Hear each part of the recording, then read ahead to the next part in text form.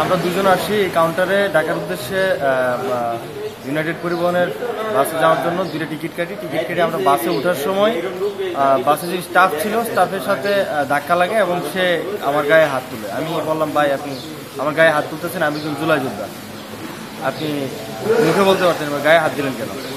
তো ওই ঘটনা ওইখানে দামাচাপ হয়ে গেছে। আমরা পিছনে গিয়ে বসছি, ও কিছুক্ষণ পর গিয়ে আবার উঠছে বাস ছাড়াও একটু আগে করে উঠে পিছনে গিয়ে আমার কলারে ধরে আমার সাথে খুবই খারাপ ব্যবহার করছে এবং আমাকে বাড়ি থেকে উঠে এনে মেরে ফেলবে, জুলাই এই সেই খুব নোংরা ভাষায় গালাগালি করছে।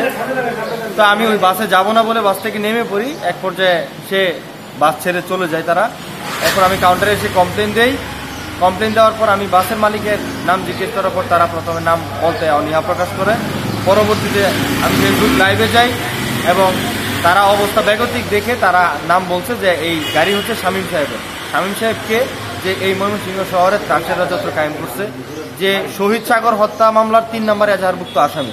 তাকে গ্রেফতারি কোনো কার্যক্রম দেখিনি আজ পর্যন্ত, অথচ তার বাস আমরা পরবর্তীতে জানতে পারছি টোটাল 16টা বাস চলতেছে এই রুটে ঢাকা ময়মনসিংহ হাইওয়েতে।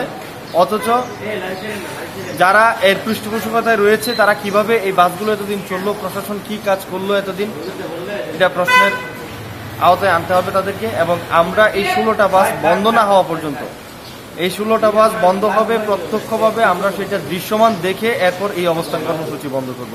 আমাদের দাবি হচ্ছে আমিনুল হক শামীমের যতগুলো বাস আছে সবগুলো বাস প্রশাসনিকভাবে জব্দ করতে হবে, প্রশাসনকে দায়িত্ব নিতে হবে। কারণ আমিনুল হক শামীম আমাদের জুলাই বিপ্লবী সাগর হত্যার আসামি। তো সেই ফেসিস্টের গাড়ি আমরা সম্পূর্ণভাবে আমাদের ময়মনসিংহ শহরে এবং ঢাকা হাইওয়ে সারা বাংলাদেশে শামীমের যতগুলো গাড়ি আছে সবগুলো গাড়ি জব্দ করতে হবে। যতদিন না পর্যন্ত এর কার্যকারিতা আমরা দেখতে পাচ্ছি ততদিন পর্যন্ত আমাদের অবস্থান কর্মসূচি অব্যাহত থাকবে।